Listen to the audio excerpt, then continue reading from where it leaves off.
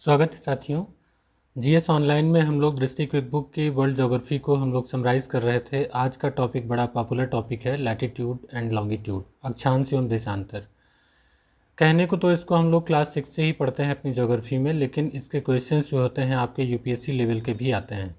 और ऐसे में जब आते हैं और आपसे ज़्यादातर क्वेश्चन यहाँ से गलत हो जाते हैं। कारण ये होता है कि हम ये सोच के चलते हैं कि ये क्वेश्चंस तो हमारे लिए बहुत आसान हैं और हम इनको पढ़ते ही नहीं। तो आज हम लोग इस बुक में केवल उन्हीं फैक्ट्स को डिस्कस करेंगे जो हमसे भूल होती है। हमें किन बातों का ध्यान रखना चाहिए अक्षांश और देशांतर के बारे में। हकीकत यह है कि अक्षांश और देशांतर यदि आपको आता है तो आप मैप को अच्छे से समझ सकते हैं और जो आपका रीजनल ज्योग्राफी है उसको भी आप अच्छे से जान सकते हैं। इसके बिना आपको बहुत सारे कॉन्सेप्ट समझ में नहीं आएंगे। तो अगर आपने नहीं देखा है, नहीं पढ़ा है, तो पढ़ना बहुत ज़रूरी है अक्षांश देशांतर, और पढ़ा भी है तो रिवाइज़ करना बहुत ज़रूरी है, क्योंकि जो पॉइंट्स पूछे जाते हैं यूपीएससी में उसको हम लोगों को देखना है कि कहाँ से हमसे गलतियाँ होती हैं। तो पहले तो ये जो आपका अक्षांश और देशांतर है इसको अपने दिमाग में बैठा लीजिए कि वास्तव में है क्या अक्षांश देशांतर। अक्षांश देशांतर जो हैं ये काल्पनिक रेखाएं हैं। इनको आप पृथ्वी पर खोद डालिए, कहीं खुदाई करिए तो ये कहीं मिलेंगी नहीं। तो इसी तरीके से ये काल्पनिक रेखाएं हैं।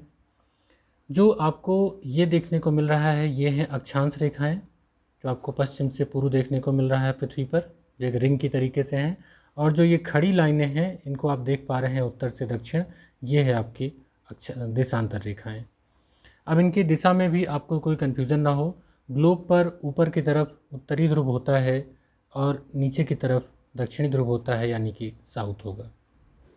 तो नॉर्थ साउथ मिलाने वाली जो रेखाएं हैं वो देशांतर होंगी, और जो ईस्ट वेस्ट है, ये वेस्ट हो गया आपका, ये ईस्ट हो गया, जो ईस्ट वेस्ट मिलाने वाली रेखाएं हैं ये अक्षांश हो गई।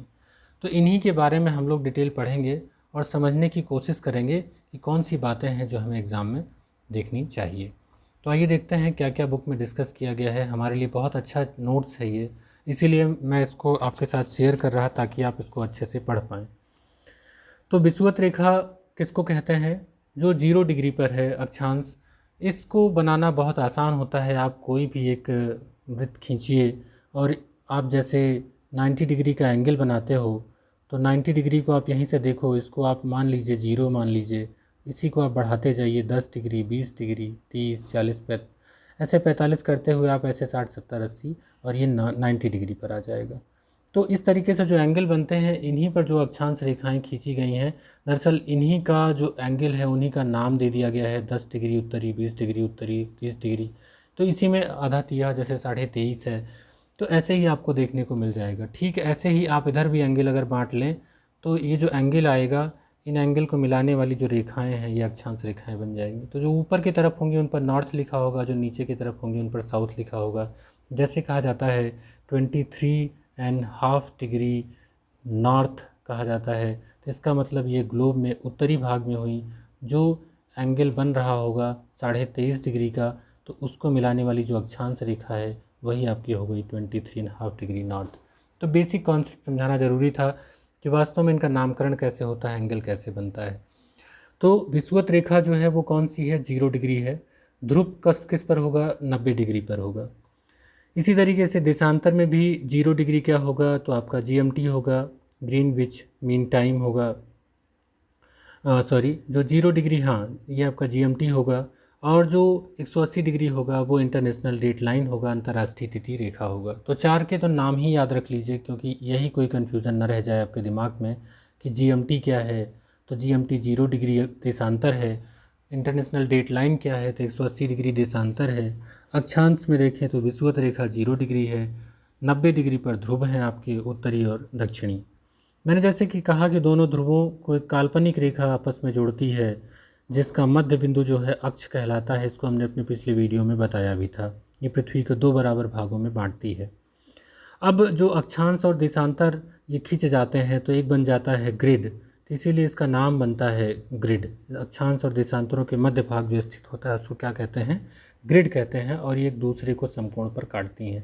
अब यहाँ से जो क्वेश्चंस बनते हैं वो आपको स्टेटमेंट बेस्ड पूछे जा सकते हैं कि अक्षांश देशांतर रेखाएं दूसरे को समकोण पर काटती हैं, या फिर जो मध्य बिंदु है वो जो अक्ष है पृथ्वी को दो बराबर भागों में विभक्त करता है। तो इस तरीके से स्टेटमेंट पूछ करके आपसे क्वेश्चन बड़े लेवल पे पूछे जा सकते हैं। अब यहाँ पर डिटेल में हम लोग पढ़ेंगे अक्षांश रेखाओं के बारे में, यानी कि पैरेलल्स ऑफ लैटिट्यूड। ये नाम में ही पैरेलल लगा हुआ है तो समझ जाइए कि एक दूसरे के समानांतर होती हैं। ये पृथ्वी के केंद्र से विषुवत रेखा को आधार मानकर मापी गई कोणीय दूरी को अक्षांश कहते हैं। जिसका मैंने चित्र बनाया वही यहाँ पर इसको लाइन में लिखा गया है, तो उस कोणीय दूरी का ही नाम दिया जाता है। समान अक्षांशों को मिलाने वाली रेखा को कहते हैं अक्षांश रेखा। जो विषुवत रेखा के समानांतर खींची गई क्षैतिज रेखाएं होती हैं। और विषुवत रेखा होती कौन सी है, तो 0 डिग्री होती है आपकी, और इसी के समानांतर पूरे ग्लोब पर इनको खींचा गया है, तो यही है अक्षांश रेखाएं। अब इनके बीच जो क्वेश्चन पूछा जाता है कि दोनों अक्षांशों के बीच में अगर 1 डिग्री की दूरी ले लें तो उनके बीच में कितने किलोमीटर की दूरी धरातल पर होगी। तो देखिए, अक्षांशों के बीच में 111 किलोमीटर की दूरी 1 डिग्री के बराबर होती है, यानी कि 1 डिग्री अगर आप नॉर्थ या साउथ में हो गए तो आप धरातल पर 111 किलोमीटर के बराबर की दूरी आपने तय कर ली। ठीक है, लेकिन ध्यान देने वाली बात यह है कि इनकी लंबाई जो है वो एक जैसी देखने को नहीं मिलती है, इनकी लंबाई बदलती है। क्योंकि अगर आप गेंद को हाथ में पकड़ें फुटबॉल को और उसके ऊपर एक माला डालने की कोशिश करें तो आप देखें यदि आपके माला का साइज़ भूमध्य रेखा के बराबर है तो यहीं पर आकर टिकेगा, बाकी जगह वो ढीला पड़ेगा। तो इसका मतलब बाकी जगह उसकी लंबाई कम हो जाएगी। ये बहुत समझने की सीधी सी बात है। तो यहाँ पर आप समझ सकते हैं कि विषुवत वृत्त पर जो इसकी लंबाई होगी अक्षांश रेखा की वो 110.6 किलोमीटर होगी, और जो ध्रुवों पर होगी तो वह 111.7 किलोमीटर होगी। क्या है ये, क्योंकि ये जो है इसमें जो इनके बीच में जो दूरी है विषुवत इनकी लंबाई वो यहाँ पर दी गई है। अब देखिए, विषुवत रेखा से ध्रुवों की ओर जाने पर अक्षांशीय वृत्त की त्रिज्या में कमी आती है। वृत्त की त्रिज्या में कमी यानी कि सर्किल जो है छोटे होते जाएंगे। इसका मतलब क्या हुआ कि विषुवत रेखा से ध्रुवों की ओर जाने पर अक्षांश रेखाओं का आकार क्रमशः घटता जाता है। तो जब इस तरीके के आपसे स्टेटमेंट पूछे जाएंगे तो आपको यहाँ पर सही टिक करना है। अब जोन किनको कहते हैं, तो दो अक्षांश रेखाओं के बीच की दूरी को कहते हैं कटिबंध यानी कि जोन। इसी प्रकार 90 डिग्री अक्षांश रेखा को छोड़ करके प्रत्येक अक्षांश रेखा एक संपूर्ण वृत्त होती है। क्यों ऐसा होता है, 90 डिग्री क्यों नहीं होता है, क्योंकि भाई जो ध्रुवों पर है वो कौन सा सर्किल बनाएगा, वो तो एक बिंदु हो जाएगा, तो इसलिए वो संपूर्ण वृत्त नहीं बन सकता है। इसी प्रकार जो नॉर्थ और साउथ लिखने की बात मैंने आपको बताई कि ग्लोब पर जो अक्षांश भूमध्य रेखा की उत्तरी दिशा में होंगे उन पर नॉर्थ लिखा होगा, जो दक्षिण में होंगे उन पर साउथ लिखा होगा। दोनों तरफ सेम जो वैल्यू की होती हैं 10 डिग्री 20 डिग्री 30 डिग्री दोनों तरफ होती हैं। नॉर्थ साउथ से आप अंदाज़ा लगा सकते हैं कि किस हेमिस्फीयर में है, यानी किस गोलार्ध में है। महत्वपूर्ण अक्षांश रेखाओं की बात करें तो इसका मतलब ये है कि उसके कुछ इंपॉर्टेंट नाम है। सबसे इम्पॉर्टेंट है जिसका नाम सबसे ज़्यादा हम सुनते आए हैं और वो है इक्वेटर, भूमध्य रेखा। भूमध्य रेखा को लेकर क्या क्या क्वेश्चन पूछे जा सकते हैं इसको समझिए। मैंने आपसे कहा कि हर एक रेखा क्या है, काल्पनिक रेखा है। अब इसकी जो दूरी है अगर ध्रुवों से देखें तो समान दूरी पर है, यानी कि चाहे नॉर्थ से हो चाहे साउथ से हो, जितनी दूरी इसकी उत्तर से उत्तरी ध्रुव से है उतनी ही दक्षिण यानी कि बीचों बीच भाग पर है वक्की भूमध्य रेखा, इसलिए नाम भी है भूमध्य रेखा। ठीक है, तो इसका मतलब ये पृथ्वी को उत्तरी गोलार्ध और दक्षिणी गोलार्ध में विभाजित करती है। इसीलिए इसे 0 डिग्री अक्षांश रेखा के भी नाम से जाना जाता है कि यहीं से जो है एंगल चेंज किया जाता है और इसके समानांतर सारे अक्षांश बनते हैं। एक बात समझने वाली बात है कि भूमध्य रेखा पर सूर्य की किरणें जो होती हैं वो पूरे वर्ष लगभग लंबवत पड़ती हैं, इसलिए यहाँ पर वार्षिक एवं दैनिक तापांतर बहुत कम रहता है। कारण क्या होता है कि अत्यधिक सूर्य तप की प्राप्ति होगी तो तापमान सदैव उच्च बना रहेगा। तो ये रहा आपका जो इससे भूमध्य रेखा से संबंधित फैक्ट। और इम्पॉर्टेंट क्या है भूमध्य रेखा से, उनको थोड़ा सा देख लेते हैं क्योंकि यहाँ से क्वेश्चंस काफ़ी बनते हैं। तो भूमध्य रेखा पर पूरे वर्ष दिन एवं रात की अवधि बराबर होती है। शीत ऋतु का प्रायः अभाव पाया जाता है और 2 बार यहाँ पर सूर्य लंबवत चमकता है। आपने पिछले चैप्टर में पढ़ा होगा, 2 डेट इंपॉर्टेंट थी, 21 मार्च और 23 सितंबर। तो इसमें जो है दिन रात बराबर होते हैं क्योंकि भूमध्य रेखा पर जब सूर्य लंबवत चमकेगा तो इधर भी दिन रात की उतनी ही दूरी होगी, इधर भी, तो दिन रात जो है वो बराबर होंगे। ठीक है, तो ये इंपॉर्टेंट फैक्ट हो जाता है। अब गुरुत्वाकर्षण बल को लेकर के देखा जा सकता है, ये यूपीएससी लेवल का क्वेश्चन है, इंपॉर्टेंट है, इसको समझिएगा कि भूमध्य रेखा पर पृथ्वी के गुरुत्वाकर्षण बल का जो मान होता है वो न्यूनतम होता है। इसको आपने साइंस में भी पढ़ा है। जैसे जैसे ध्रुवों की ओर जाएंगे तो यह मान क्या होगा, बढ़ता जाएगा। अब समझिए कि अक्षांश की वैल्यू जैसे जैसे बढ़ती जाएगी यहाँ पर 90 डिग्री तक, वैसे वैसे गुरुत्वाकर्षण बल का जो मान है वो बढ़ता जाएगा। कारण क्या है? हाँ, एक बात समझ लीजिए कि ध्रुवों पर गुरुत्वाकर्षण बल सर्वाधिक होगा और इक्वेटर पर सबसे कम होगा, न्यूनतम होगा। तो कारण क्या है?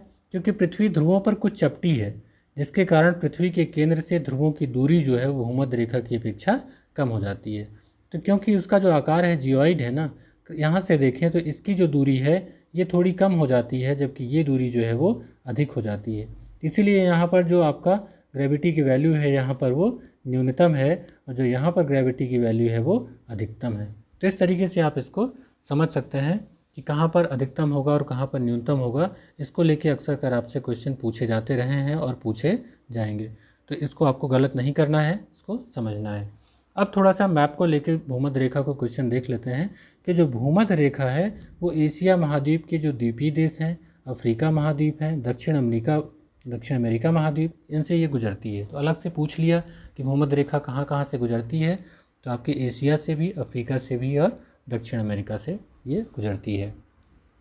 एक ऐसी नदी है कांगो नदी, यानी कि जारे नदी, ये अफ्रीका में है। ये भूमध्य रेखा को 2 बार काटती है। हालांकि ये क्वेश्चन बहुत काफ़ी दिनों से पूछा गया, इसलिए काफ़ी लोगों को इसके बारे में इसकी जानकारी भी है।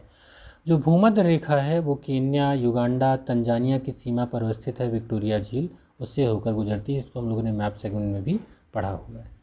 तो हमने एक अक्षांश पढ़ा भूमध्य रेखा 0 डिग्री पर। अब 2 इम्पॉर्टेंट हो जाती हैं, एक कर्क रेखा है और एक मकर रेखा है। कारण क्या है कि पृथ्वी पर जो लंबवत सूर्य की किरणें पड़ती हैं वो या तो भूमध्य रेखा पर पड़ती हैं या फिर कहाँ तक पड़ती हैं, तो 23.5 डिग्री उत्तरी से 23.5 डिग्री दक्षिणी तक। तो यही ऐसे 2 वृत्त हैं जहाँ तक जो है सूर्य का कभी न कभी सूर्य लंबवत पड़ता है। तो ये जो उत्तर का भाग है इसी को कहेंगे कर्क रेखा, यानी कि 23.5 डिग्री नॉर्थ जो है उसी को कहेंगे कर्क रेखा। हम लोग उसी की यहाँ पर बात कर रहे हैं, यानी कि इसकी बात करें। इसके उत्तर में कभी भी लंबवत किरणें नहीं पड़ती हैं, ठीक है। तो इसको हम लोग उत्तरी अयनांत भी कहते हैं, इसको दक्षिणी अयनांत कहते हैं। ये थोड़ा सा समझ लीजिएगा। अब देखिए, कर्क रेखा उत्तरी गोलार्ध में विषुवत रेखा से 23.5 डिग्री उत्तर की कोणीय दूरी पर स्थित है, तभी तो उसका नाम ये पड़ा। अब ये कहाँ कहाँ से होकर गुजरती है, तो ये भी एशिया, अफ्रीका और मध्य अमेरिका से होकर के गुजरती है। देखिए, ये आपके दक्षिण अमेरिका से नहीं है, ठीक है। इस तरीके से क्वेश्चन पूछे जाएँ तो गलत हो जाएगा। ये आपके यूपीएससी लेवल में पूछा जा सकता है। जो निम्न जलीय क्षेत्र हैं जैसे हिंद महासागर, निम्न जलीय का मतलब यहाँ है वाटर बॉडी से, तो हिंद महासागर है, अटलांटिक महासागर है, प्रशांत महासागर, ताइवान जल संधि, लाल सागर, मैक्सिको की खाड़ी से होकर के गुजरती। तो थोड़ा इसको मैप पर देखना पड़ता है, क्योंकि अक्सर कर देश पूछे जाते हैं। यहाँ पर जो आपको फैक्ट शेयर किया गया है वो आपको वाटर बॉडीज़ भी दिए गए हैं। तो ऐसे पूछ लिया गया कि कर्क रेखा किस सागर से होकर गुजरती है, 4 ऑप्शन में दे दिया, उसमें लाल सागर भी दिया हुआ है, तो आपका ये सही हो जाएगा। और बड़ा टफ हो जाए अगर केवल ताइवान जल संधि डाल के 3 अलग नाम दे दें, तो ऐसे थोड़ा सा पकड़ना बहुत ज़रूरी है। थोड़ा सा देख लीजिएगा, वाटर बॉडी, डेजर्ट, कौन से मतलब इक्वेटर पे, ट्रॉपिक ऑफ कैंसर पे, ट्रॉपिक ऑफ कैप्रिकॉर्न पे पड़ते हैं ना, उसको देख लीजिएगा मैप पर, इससे आपको थोड़ा सा आइडिया हो जाएगा। जो मिस्र का नासिर झील है, ये देखिए एक ये कृत्रिम झील है ना, वहाँ पर जो झील आसवान डैम बनाया गया है उससे ये बनी है नासिर झील। तो नासिर झील से होकर गुजरती है। और भारत में जो माही नदी है इसको 2 बार काटती है। एक इम्पॉर्टेंट फैक्ट ये भी है कि कर्क रेखा भारत को लगभग 2 भागों में विभाजित करती है। आप जानते हैं कि ये भारत के मध्य से होकर के गुजरती है। तो कर्क रेखा इसी प्रकार से, जो रेखा उत्तर में कर्क कहलाती है वही दक्षिण में मकर कहलाती है। तो इसको 23.5 डिग्री कहेंगे, लेकिन इसके साथ नॉर्थ नहीं बल्कि इसके साथ क्या होगा, साउथ होगा, जिससे कि आपको कोई कन्फ्यूज़न ना रहे। और मैं फिर से उस मैप को ड्रा करूँ, बेहतर है कि आप उसको बैक जा करके आप देख सकते हैं। तो दक्षिणी गोलार्ध में स्थित है, साउथ लग गया आपका। तो इसको आप जहाँ भी लिखेंगे हमेशा 23.5 डिग्री लिख के साउथ करेंगे, तो ये मान लिया जाएगा कि कौन सा है, दक्षिणी गोलार्ध में है। और ये विषुवत रेखा से इसकी जो कोणीय दूरी है वो 23.5 डिग्री की है, ठीक। अब ये कहाँ कहाँ से होकर गुजरती है, तो दक्षिण अमेरिका, अफ्रीका, ऑस्ट्रेलिया महाद्वीप से होकर गुजरती है। इस बुक में मकर रेखा को लेके बहुत ज़्यादा एक्सप्लेन नहीं किया गया है, उसका रीजनल ज्योग्राफी, क्योंकि ये मैप का पार्ट है। और वहाँ पर इस बात की जाए तो जब हम लोग जब ये मैप पढ़ेंगे तो उसमें हम लोग मकर रेखा को देखेंगे कि मैप में कहाँ कहाँ से गुजरती है, कि कौन कौन इसको 2 भागों में काटती है, क्या है। तो इस तरीके से जो इंपॉर्टेंट फैक्ट्स हैं उसको वहाँ पर पढ़ेंगे। ऐसे पढ़ेंगे तो फिर पूरा बुक नहीं कंप्लीट हो पाएगा। अब हमने तो कहा कि 3 इम्पॉर्टेंट हैं, कर्क रेखा, मकर रेखा, बीच में भूमध्य रेखा। अभी 2 और आ गए, वो आ गए आर्कटिक वृत्त आ गए। जो ये आर्कटिक वृत्त है ना, वो आपके 66.5 डिग्री उत्तर की कोणीय दूरी है। आप जानते हैं कि जो एक्सिस है आपका थोड़ा तिरछा है, पृथ्वी का जो एक्सिस है, अगर इसको एक इस तरीके से देखें तो ये आपका अगर 23.5 डिग्री का झुकाव है, तो इसमें जो ये डिग्री बचता है वो 66.5 डिग्री होता है। तो ये 66.5 डिग्री पर जो सूर्य की दूरी पड़ती है, सूर्य के किरणों की जो किरणें जहाँ पर पड़ती हैं, देखिए जहाँ तक जाती हैं सूर्य की किरणें, तो वो आप इसको समझ सकते हैं। तो इसका उत्तर भाग में जो पड़ेगा वो होगा आर्कटिक वृत्त, ये वाला क्षेत्र, और ये वाला होगा अंटार्कटिक वृत्त। तो अभी तक हम लोगों ने भूमध्य रेखा, कर्क रेखा और मकर रेखा की बात करी थी। तो ये 66.5 डिग्री नॉर्थ की बात हो रही है, इसको कहेंगे आर्कटिक। यहाँ आर्कटिक सागर है ना, तो आर्कटिक वृत्त कहेंगे। यहाँ अंटार्कटिका है तो इसको अंटार्कटिका वृत्त कहेंगे, जो कि 66.5 डिग्री साउथ में होगा। तो नॉर्थ साउथ में कोई कन्फ्यूज़न नहीं रह जाएगा। पहले आर्कटिक सर्कल की बात करते हैं, ठीक है। अब देखिए, जो कोणीय दूरी है वो तो आपको पता चल गई कि कितनी है, तो 66.5 डिग्री है उत्तर की तरफ। ये कहाँ कहाँ से आर्कटिक वृत्त गुजरता है, तो ये बहुत इंपॉर्टेंट है और इन्हीं से क्वेश्चन पूछे जाते हैं। आर्कटिक महासागर, कनाडा, ग्रीनलैंड, रूस, संयुक्त राज्य अमेरिका यानी कि यूएसए का जो अलास्का क्षेत्र है वहाँ से, नॉर्वे, स्वीडन, फिनलैंड, ये जो है यहाँ से होकर के आर्कटिक वृत्त गुजरता है। यहाँ से क्वेश्चन पूछे गए हैं। जो आइसलैंड है इसके दक्षिण में अवस्थित है। यह वृत्त कनाडा के ग्रेट बियर झील से भी होकर के जाता है, तो ग्रेट बियर लेक वहाँ पर है। आर्कटिक वृत्त के क्षेत्रों पर सूर्य की किरणें तिरछी पड़ती हैं, अतः यह अत्यधिक शीतल जलवायु वाला प्रदेश है। अब अंटार्कटिका वृत्त की बात कर लेते हैं, अंटार्कटिका सर्किल। तो इसके जो इम्पोर्टेंट फैक्ट हैं वो देखिए, एक तो बर्फ़ से ढका हुआ है इसलिए बहुत ज़्यादा इसमें फैक्ट नहीं है। तो इसका भी कोणीय दूरी आपका 66.5 डिग्री साउथ हो गया, और इसको वाइट कॉन्टिनेंट कहते हैं, सफ़ेद महाद्वीप कहते हैं, क्योंकि सदैव बर्फ़ से ढका रहता है।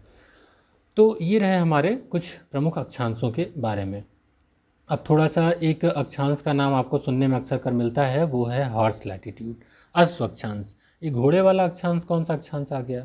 तो इसको भी अगर आप मेरे क्लासरूम वीडियो को, आपने लेक्चर को देखा हो तो आप उसको समझ रहे होंगे, और नहीं तो आपने पढ़ भी रखा होगा। देखिए, आपके ग्लोब पर जो ये इक्वेटर हुआ, जो 30 से 35 डिग्री उत्तरी है और दक्षिणी अक्षांश है, यहाँ पर इनके बीच में जो पेटी पड़ती है 30 से 35 डिग्री की, इसके बीच में, इसको कहते हैं अश्व अक्षांश। कारण क्या है? यहाँ ये निम्न मतलब यहाँ पर हवाएं जो ऊपर उठती हैं, हाई टेम्परेचर होता है, तो ये हवा ऊपर उठेगी और ऊपर उठने के बाद ये नीचे बैठती हैं। तो अगर आपने इसको हमारे वायुदाब और पवन का वीडियो देखा हो प्लेलिस्ट में जाकर के, क्लासरूम लेक्चर में जिसको मैंने पढ़ाया हुआ है, तो आप समझ पाएंगे कि हवाओं के प्रेशर यहाँ पर आकर के बैठती हैं और ये पूरा एक सर्किल पूरा होता है। तो इस तरीके से क्या होगा कि यहाँ पर उच्च वायुदाब, हाई प्रेशर बन जाता है। तो हाई प्रेशर की वजह से क्या होता था, जब लोग नाव वगैरह पर घोड़े लाद करके ले जाया करते थे, तो यहाँ पर उनकी नाव डूबने लगती थी। तो उनको लगता था ऐसा क्या हो रहा है, तो उनको अपनी नाव बचाने के लिए कुछ घोड़े जो है समुद्र में फेंकने पड़े। तो तभी से उसका यात्रियों ने नाम रख दिया कि हॉर्स लैटिट्यूड है, यहाँ पर हमारी नाव थोड़ी सी दबेगी। तो दबने का कारण यही था कि ऊपर से हवा का दबाव नीचे पड़ रहा था, इसीलिए इसका पड़ गया हॉर्स लैटिट्यूड नाम। अब थोड़ा सा पढ़ लेते हैं क्या चीज़ें हैं इसमें। तो इसका जो वैल्यू है वो 30 डिग्री से 35 डिग्री उत्तरी और दक्षिणी अक्षांश के मध्य स्थित है, दोनों तरफ है, ठीक है। इनके बीच में जो स्थित है अश्व अक्षांश इनको कहते हैं। ये उपोष्ण उच्च वायुदाब की पेटी है। अब तो वायुदाब तो आपका क्लियर हो गया कि हाई प्रेशर यहाँ पर होगा, और यहाँ पर वायुमंडल में स्थिरता और पवन संचार जो है अत्यंत मंद होता है।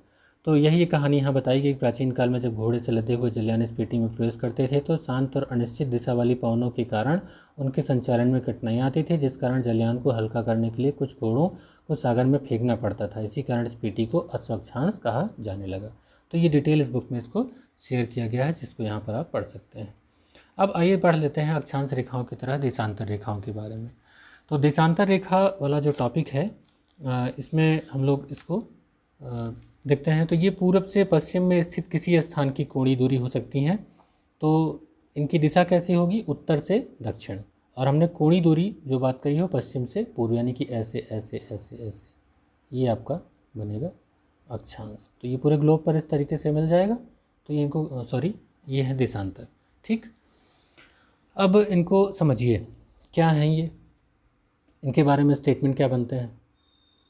तो पहले तो डेफिनेशन ज़रूर पढ़ना चाहिए, छोड़ना नहीं चाहिए, क्योंकि वो फैक्ट नहीं होता लेकिन बेसिक कॉन्सेप्ट वही होता है और स्टेटमेंट वहीं से पूछ लिया जाता है।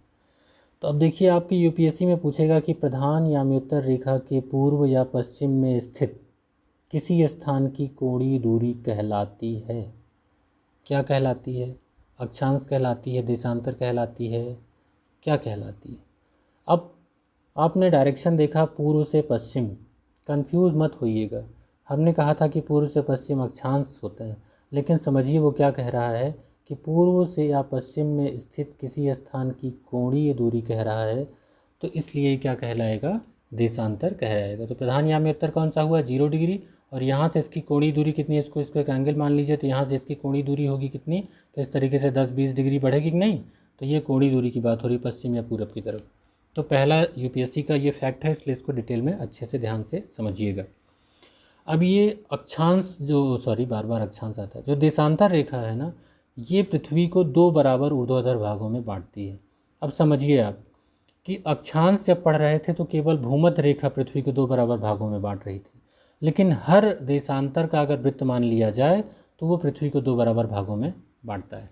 ठीक है, तो आप इसको सेब को काट करके देख लीजिए, आप सेब को कैसे लंबा लंबा काटिए तो आपको समझ में आ जाएगा कि कैसे ऐसा हो रहा है। 2 बराबर बराबर, चाहे जहाँ चाकू रखेंगे 2 बराबर भागों में कट जाएगा, है ना। लेकिन अक्षांश की तरफ से जब काटेंगे तो क्या होगा? धीरे धीरे छोटा होता जाएगा ना। तो देशांतर रेखा जो होती हैं इनको याम्योत्तर रेखा भी कहते हैं। अगर आपको ऑप्शन में देशांतर न दिया, याम्योत्तर रेखा लिख दिया, तो कंफ्यूज नहीं होना है। याम्योत्तर भी क्या होगा? लाइन्स ऑफ लॉन्गिट्यूड होगा। ठीक, प्रत्येक देशांतर रेखा क्या होती है? एक अर्धवृत्त होती है।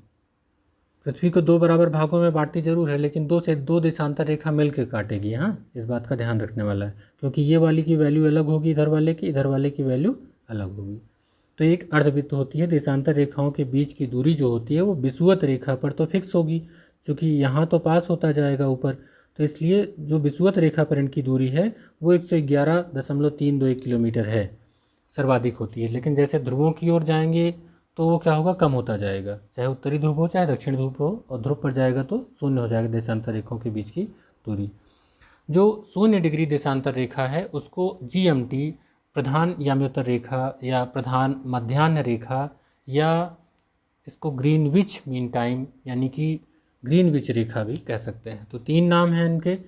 कारण क्या है? क्योंकि इंग्लैंड के ग्रीनविच वेधशाला से होकर के ये खींची गई है, इसलिए इसका नाम ग्रीनविच रेखा भी पड़ जाता है। शॉर्ट में इसको GMT भी बोलते हैं, जो आपके मोबाइल पर अक्सर कर दिखाता है कि मानक समय इसको माना गया है, तो इसलिए इसको ग्रीनविच मीन टाइम भी कहा जाता है। तो GMT प्लस जो आपका जो टाइम है 5 hours 30 minutes का, वो आपके मोबाइल में आपको दिखाता रहता है। तो इस तरीके से हर देशांतर पर इसको कैलकुलेट किया जाता है। देशांतर का जो महत्व है वो समय को मापने में ही किया जाता है। एक सबसे महत्वपूर्ण बात यह है, और फैक्ट भी बहुत बड़ा है, एक शब्द आता है गोरे या गोर। तो ये दो देशांतर रेखाओं के बीच की दूरी जो है क्या कहलाती है? तो ये कहलाती है गोरे यानी कि गोर। तो जो भी आपको वहाँ पर मिले स्पेलिंग आपकी यही मिलेगी, कहीं कहीं गोरे लिखा रहेगा, कहीं कहीं गोर लिखा रहेगा। ठीक है, तो GMT के जो इधर पड़ेगा ये पश्चिमी देशांतर होगा, जो इधर पड़ेगा ये पूर्वी देशांतर होगा। तो ये बात आपकी क्लियर हो गई पूर्व, क्योंकि ये आपका ईस्ट होता है, ये वेस्ट होता है, आप ये जानते हैं कि ये नॉर्थ, ये साउथ होता है, तो दिशाओं में कोई कन्फ्यूजन ना हो। अब ये क्वेश्चन यहाँ से खूब पूछा गया है और इसको आपको याद करना पड़ेगा, मैप पर देखना पड़ेगा कि जो GMT है प्रधान याम्योत्तर रेखा, वो किन क्षेत्रों से होकर के गुजरती है। तो यूनाइटेड किंगडम, स्पेन, फ्रांस, ये तो यूरोप से, 3 देशों यूरोप में, यानी कि जब ऐसे गुजरती है तो वो कौन कौन से देश पड़ते हैं उसकी बात हो रही है। फिर अफ्रीका में घाना, अल्जीरिया, माली, टोगो, बुर्किना फासो, और बाद में अंटार्कटिका। तो इतने से होकर के आपका GMT जो है प्रधान याम्योत्तर रेखा गुजरती है। अब देखिए जो 0 डिग्री है, 0 डिग्री देशांतर रेखा तथा 180 डिग्री देशांतर रेखा मिलकर पृथ्वी को 2 बराबर भागों में बांटती है। तो इसका पूर्व का भाग पूर्वी गोलार्ध और पश्चिम का भाग पश्चिमी गोलार्ध कहलाएगा। इसको भी आप ईस्ट और वेस्ट के जरिए लिख करके उसमें आप लिखेंगे, तभी आप देशांतर की गणना कर सकते हैं। तो GMT के पूर्व और पश्चिम में 180 तक की गणना की जा सकती है। 180 पश्चिम, 180 पूर्व, तो 180 कितना हो गया? 360। तो 360 कुल देशांतर बन जाएंगी। तो पृथ्वी लगभग 24 घंटे में 360 डिग्री घूमती है, तो 1 घंटे में कितना हुआ था? 24 से इसको भाग दे लीजिए, तो 1 घंटे में 15 डिग्री घूमेगा। अगर इसको और कैलकुलेट करेंगे तो क्या होगा? कि देखिए यहाँ पर इसको लगाया गया है सवाल को समझने के लिए, इसको समझ लीजिए क्योंकि अक्सर कर आपको कंफ्यूज करता है। चूँकि 24 घंटे में पृथ्वी घूमती है कितना, 360 डिग्री, इसलिए 1 घंटे में घूमेगी, 24 से भाग दे दीजिए, 15 डिग्री आ जाएगा। 15 डिग्री घूमती है कितनी देर में, 15 डिग्री मतलब 1 घंटे यानी कि 60 मिनट में। तो 1 डिग्री कितने में घूमेगी, 15 से भाग दे दीजिए, 4 मिनट में। तो 1 डिग्री देशांतर की वैल्यू कितनी आ गई, 4 मिनट। एक डिग्री देशांतर अगर आपने क्रॉस कर लिया तो आपने 4 मिनट टाइम जो है उसको आपको आगे पीछे करना होगा। अगर आप जिस दिशा में जा रहे हैं उस हिसाब से आपको उसको मैनेज करना पड़ेगा। अब यहाँ पर एग्जाम्पल समझ लीजिए कि जब ग्रीनविच पर दोपहर के 12 बजेंगे तो 180 डिग्री देशांतर होगा, वहाँ पर मध्य रात्रि होगी, यानी कि 180 इसका जस्ट अपोजिट है ना। अब चूंकि पृथ्वी पश्चिम से पूर्व दिशा की ओर घूमती है, इसलिए पूर्व की ओर बढ़ने पर देशांतर समय 4 मिनट बढ़ता है और पश्चिम जाने पर देशांतर समय 4 मिनट घटता जाता है। तो अगर आपको याद है कि पृथ्वी पश्चिम से पूर्व घूमती है तो आप समझ सकते हैं कि किधर समय बढ़ेगा 4 मिनट, किधर 4 मिनट घटेगा। इसको लेके क्वेश्चन पूछा जाता है। यानी कि पूरब बढ़ेंगे तो 4 मिनट आपको प्लस करना होगा और जब आप पश्चिम जाएंगे तो आपको 4 मिनट माइनस करना होगा। तो ये चीज़ आप इसको समझ लीजिए।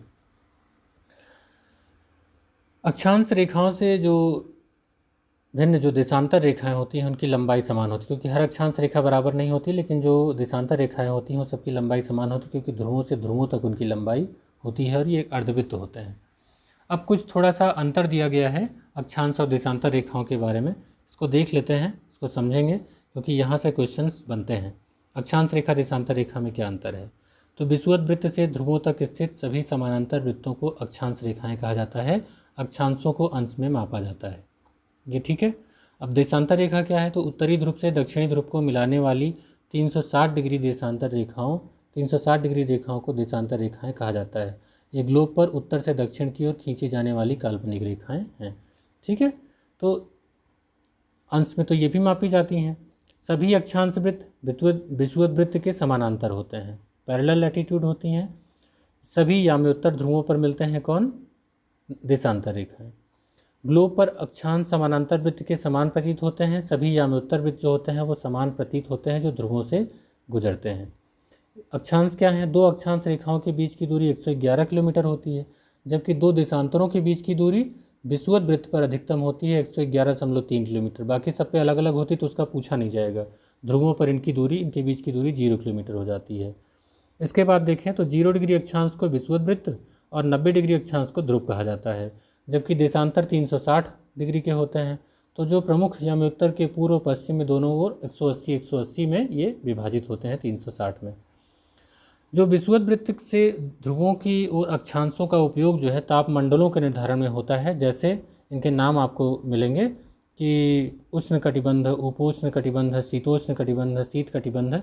तो इनका उपयोग जो है तापमंडल के निर्माण में इनका प्रयोग किया जाता है, जबकि जो देशांतरों का उपयोग है वो स्थानीय समय यानी कि जो जीएमटी के सापेक्ष स्थानीय समय उसको निर्धारित करने में इसका प्रयोग किया जाता है। तो अक्षांश और देशांतरों के अपने अलग अलग उपयोग हैं। अब थोड़ा सा पढ़ लेते हैं इंटरनेशनल डेट लाइन के बारे में, क्योंकि यहाँ से क्वेश्चन आपसे पूछे जाते रहे हैं।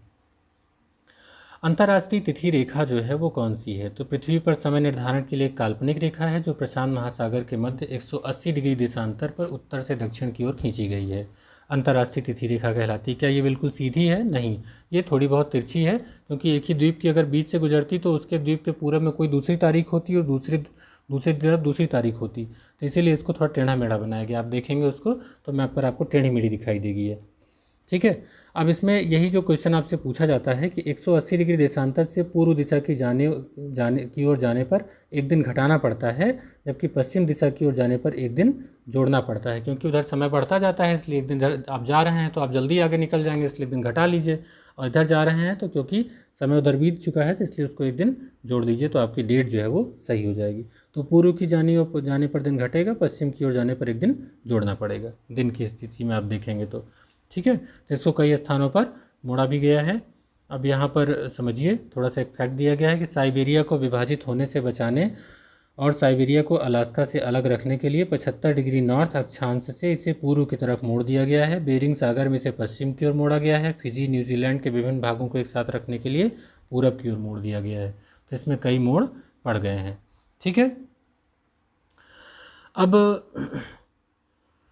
समझिए इसको थोड़ा सा, इंटरनेशनल डेट लाइन आपकी कैसे दिखती है। ये जो आपको बताया गया था कि ये मोड़ा गया है, एक्चुअली यही है। आप अपने अगर मैप पर देखें तो ये आपकी इंटरनेशनल डेट लाइन है 180 डिग्री। ये आपका ऑस्ट्रेलिया है, ये आपका इधर एशिया का भाग हो गया, इधर यूएसए का भाग हो, यानी कि उत्तरी अमेरिका का भाग हो गया। ठीक है, तो ये रहा आपका इंटरनेशनल डेट लाइन। देखिए इधर माइनस करके और इधर प्लस करके आपको समझाया गया है कि किधर आपकी डेट जो है एक दिन किधर घटेगा और किधर जुड़ेगा। तो पूरा पश्चिम से आप इसको समझ सकते हैं। मानक समय या राष्ट्रीय समय क्या है, स्टैंडर्ड टाइम की बात इससे क्वेश्चन पूछा जाता है। तो देखिए स्टैंडर्ड टाइम जो होता है, जो एक देश में उसका जो समय माना जाए कि पूरे देश के मध्य से गुजरने वाला कोई एक काल्पनिक यामी-उत्तर ले लिया जाए जिसको कि एक मानक समय मान लिया जाए। तो इसको जीएमटी से काउंट किया जाता है 4-4 मिनट पे प्लस करके। तो देखिए जो आपका 82.5 डिग्री जो है आपका भारत में माना गया है, जो मानक समय माना गया है, तो ये आपके 5 घंटा 30 मिनट यानी 5.5 घंटा जो है आगे जीएमटी से रहता है। तो हर देश में इनकी संख्या भी अलग अलग है। भारत में भी 2 की मांग हो रही है और लेकिन अभी फ़िलहाल इसको लागू नहीं किया गया है। अब थोड़ा सा कुछ इसमें इम्पॉर्टेंट फैक्ट दिए गए हैं, उसको हम लोग देख लेते हैं। ये क्या है कि अगर उत्तरी और दक्षिणी ध्रुव को बिंदु मारकर रेखा माना जाए तो पृथ्वी पर कुल 181 अंश अक्षांश रेखाएं होंगी, और यदि बिंदु माना जाए तो पृथ्वी पर कुल 179 अक्षांश रेखाएं हैं। ठीक है, ये एग्जैक्टली आपकी वैल्यू, क्योंकि 180 जो है आपकी अक्षांश रेखाएं 180 टोटल होती हैं, उसमें से 2 आप निकाल दीजिए, उनको बिंदु को रेखा मान लीजिए। ठीक है, अब पृथ्वी 0 डिग्री देशांतर के बाईं ओर और पश्चिमी देशांतर और दाईं ओर पूर्वी देशांतर होता है। इसी तरह पृथ्वी पर खींचे गए अक्षांश वृत्तों में विषुवत वृत्त सबसे बड़ा है, इसको बृहद वृत्त कहते हैं। 0 डिग्री देशांतर रेखा, 0 डिग्री अक्षांश रेखा को गिनी की खाड़ी में, कर्क रेखा को अल्जीरिया में तथा मकर रेखा को अटलांटिक महासागर में तथा आर्कटिक वृत्त को नॉर्वेजियन सागर में प्रतिच्छेदित करती है। एक्चुअली ये एक दूसरे को कहाँ कहाँ काट रही हैं वो इसमें बताया गया है कि 0 डिग्री देशांतर और 0 डिग्री अक्षांश, यानी कि जो आपकी वैल्यू इक्वेटर है और जो आपकी जीएमटी है वो कहाँ कहाँ काटती हैं। तो ये इसमें बताया गया है कि अगर देखा जाए तो गिनी की खाड़ी में एक दूसरे को काटते हैं। जो कर्क रेखा है, कर्क रेखा को 0 डिग्री देशांतर जो है काटेगा वो अल्जीरिया में काटेगा। जो मकर रेखा है, मकर रेखा को वो अटलांटिक महासागर में नामीबिया के पश्चिम में काटेगा और आर्कटिक वृत्त को नॉर्वेजियन सागर में काटता है। थोड़ा इसको मैप पर देखेंगे।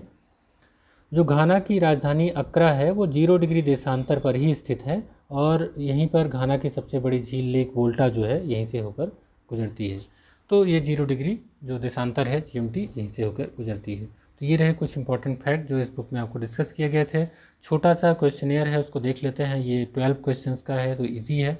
देखिए पहला क्वेश्चन है, जब 82.5 डिग्री पूर्वी देशांतर पर मध्याह्न हो तो प्रातः के 6:30 बजे किस देशांतर या अंश पर बजेंगे। तो इसको अगर हम कैलकुलेट करेंगे तो वो आएगा 0 डिग्री पूर्व या पश्चिम पर। ठीक है,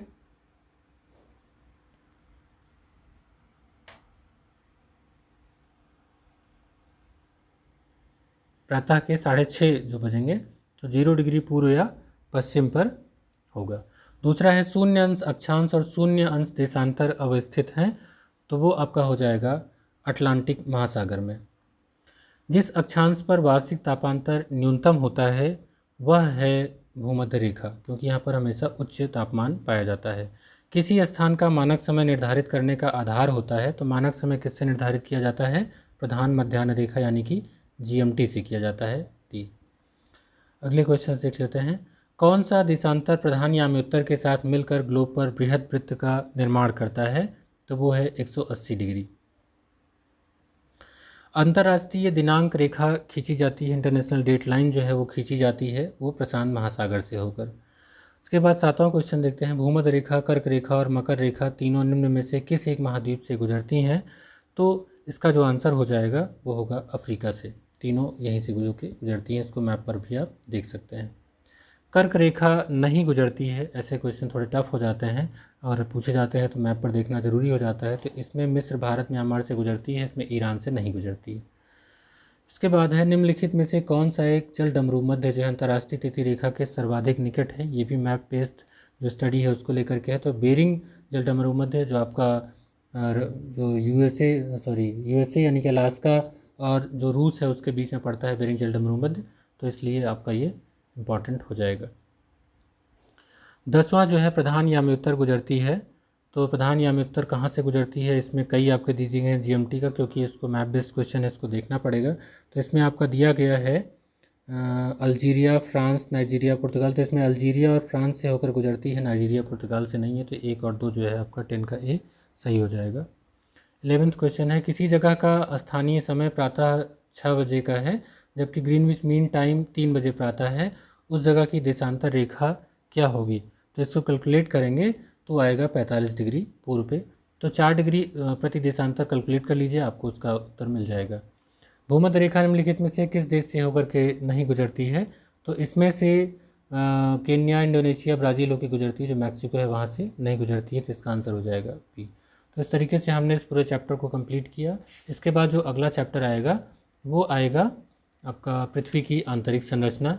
वो भी बहुत इंपॉर्टेंट होने वाला है और काफ़ी समझने वाला चैप्टर है। उम्मीद करता हूँ कि आपको पसंद आया होगा। मिलते हैं अपने अगली वीडियो में, तब तक के लिए गुड बाय।